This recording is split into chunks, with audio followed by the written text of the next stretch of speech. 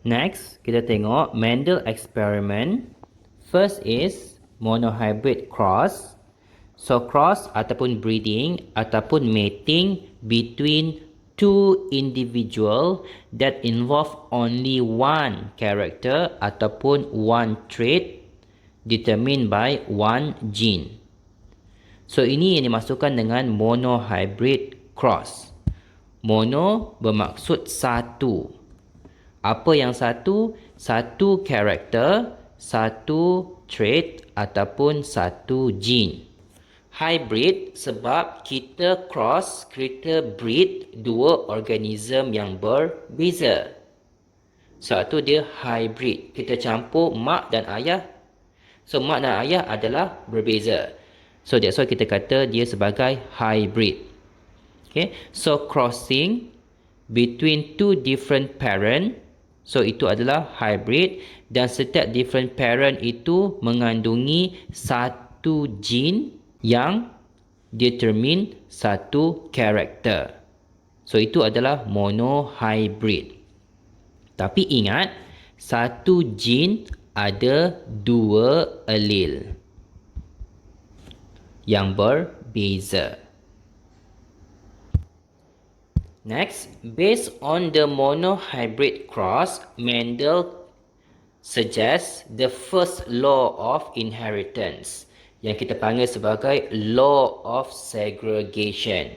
So nama law tersebut adalah law of segregation. The law of segregation suggests that the two allele for the heritable character will segregate. Segregate tu maksudnya separate from each other during gamete formation dan akan end up in different gametes. Ingat, setiap gene ada dua allele yang berbeza. Tetapi dua allele tersebut still define the same character. Macam flower color tadi, the gene is flower color. Tetapi allele-nya adalah flower color merah ataupun flower color putih. So merah putih allele. Color tersebut adalah gene. Untuk setiap gene yang ada a pair of allele, katakan A besar, apabila form gametes, setiap allele ini akan masuk gametes yang berbeza. So gamete sebelah kiri ada satu A besar, gamete sebelah kanan ada satu juga A besar. Bukannya dua-dua allele tersebut masuk gametes yang sama. Bukan macam ni. So ini tidak berlaku. Yang berlaku adalah yang first ini. So ini dimasukkan dengan law of segregation. So this means that dalam setiap gamete cuma contain salah satu sahaja allele untuk setiap genotype. This diagram shows an example of monohybrid self-cross. Ingat balik konsep self-cross tadi. Tapi self-cross ini melibatkan inheritance monohybrid. So kenapa monohybrid? Sebab only involve one gene ataupun one character. So in this case, karakter yang terlibat adalah height, ketinggian. Tetapi ingat, gene dia satu, iaitu height. Tetapi height ada dua jenis version of height dalam example ini. Sama ada tall ataupun dwarf.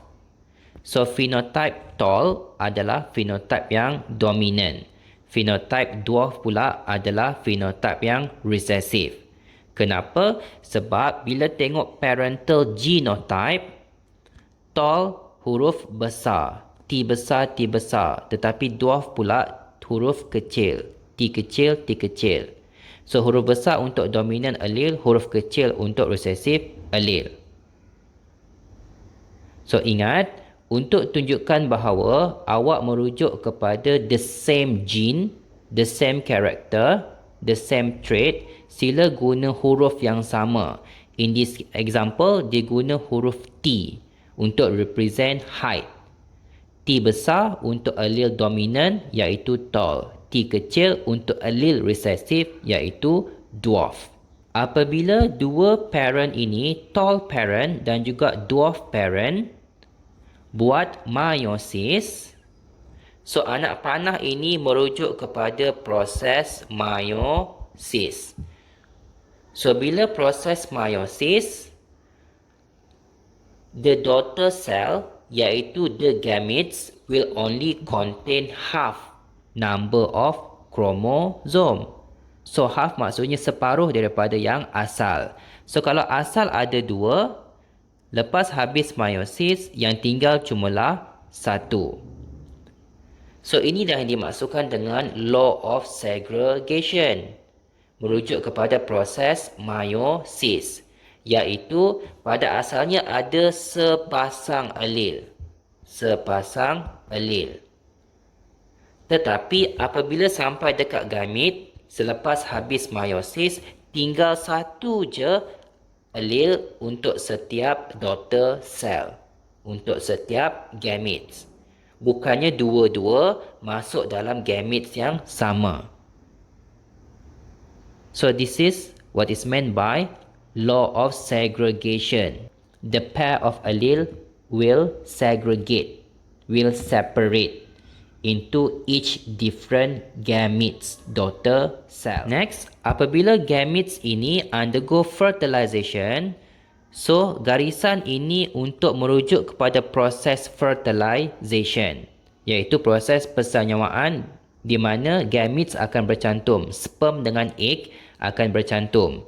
So hasilnya adalah F1 generation, anak generasi yang pertama. So kita akan tulis F1 genotype. So gene dia adalah T besar, T kecil, iaitu hasil gabungan T besar dan juga T kecil yang ada di dalam gametes. So gamete campur gamete, so F1 genotype ini merujuk kepada zygote. Oleh kerana dalam F1 genotype ada satu jenis sahaja, so in terms of ratio adalah all, T besar, T kecil, so kita letak nombor 1. Next, dia punya phenotype, karakter dia. So since ada satu T besar, so T besar itu dominant, that's why phenotype untuk F1 semuanya adalah tall. Ratio dia pun kita letak 1, nak kata semua adalah tall. Next section, iaitu merujuk kepada self-cross. Untuk monohybrid tadi, so self-cross adalah apabila kita cross individual of the F1 generation with each other. So kita ambil F1 generation daripada cross sebelum ini dan kita kawinkan sesama mereka. Itu adalah self-cross. So kenapa monohybrid tadi? Sebab kita hanya melibatkan satu gene sahaja, iaitu gene ketinggian. So itu adalah monohybrid. When we do a self-cross of the F1 generation, so di sini yang kita nampak law of segregation tu lebih jelas, iaitu untuk F1 genotype ada T besar, T kecil for both of the parent. And then next, dalam gamete pula kita nampak setiap gamete ini, ingat bulatan tu merujuk kepada gametes, ada 2 huruf yang berbeza, bukannya dua-dua huruf di dalam satu gamete yang sama. So untuk sebelah kiri, satu gamete ada T besar, satu gamete lagi ada T kecil. Sama juga untuk yang sebelah kanan ini, sebelah kiri ada T besar, sebelah kanan ada T kecil. So kita nampak bahawa dalam setiap pasangan allele, salah satu sahaja masuk dekat satu gamete. The other allele will be passed to the next gamete. So yang sebelah kanan ni pun sama. Salah satu sahaja masuk dekat satu gametes. So the other allele will be passed into the next gamete. Ingat, itu adalah dimasukkan dengan law of segregation.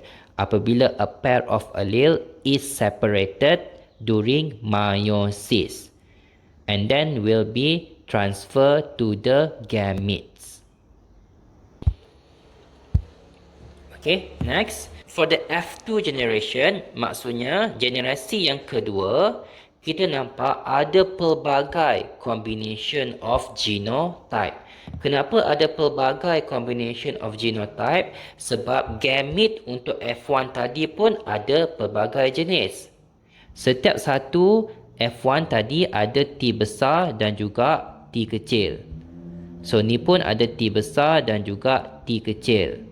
So dia punya F2 generation, kita kena tunjukkan all possible combination of gametes. Tak boleh pilih mana-mana. Kena tunjukkan semua kebarangkalian. Kebarangkalian pertama adalah bila T besar fertilized with another T besar. So hasilnya homozygous dominant. So next possible combination adalah T besar fertilized dengan gametes yang ada T kecil. So second possible combination adalah heterozygous. So third pun sama, another heterozygous iaitu T kecil combined with T besar. So the last one T kecil combined T kecil. So the last one adalah homozygous recessive. So basically temanya adalah kalau ada banyak version of gametes sebab ada banyak combination of allele, kita kena tunjukkan all possible combination. First dalam bentuk genotype, second baru tunjukkan F2 generation punya ratio. So in this case ada satu T besar, so one T besar, double dot untuk merujuk kepada ratio juga kalau ada pelbagai jenis. So untuk heterozygous ada dua tadi. So satu dan juga dua, letak nombor 2. Next double dot, ada satu sahaja homozygous recessive. So ini adalah F2 genotypic ratio kalau ada pelbagai jenis genotype. So in this case, satu homozygous dominant, 2 heterozygous, 1 homozygous recessive genotype. Next, kena tulis pula dia punya F2 generation phenotype. So ingat, phenotype adalah karakter yang observable. So kalau rujuk balik genotype tadi, ada satu T besar. So kalau T besar adalah tall. Ada 2 T besar T kecil. So walaupun dia T besar T kecil, in terms of phenotype, still kita nampak dia tall. Okay, so basically homozygous dominant and heterozygous, dia punya phenotype adalah sama, iaitu tall. So in terms of phenotype, ada dua jenis saja, sama ada tall ataupun dwarf. So kalau tengok ratio pula, kita kena combine yang sama tadi. So ada satu tall campur dengan 2 tall. That's why in total kalau ratio ada 3 tall phenotype ratio dengan 1 dwarf phenotype. Sebab satu je yang kita nampak sebagai dwarf, iaitu apabila dia adalah homozygous recessive.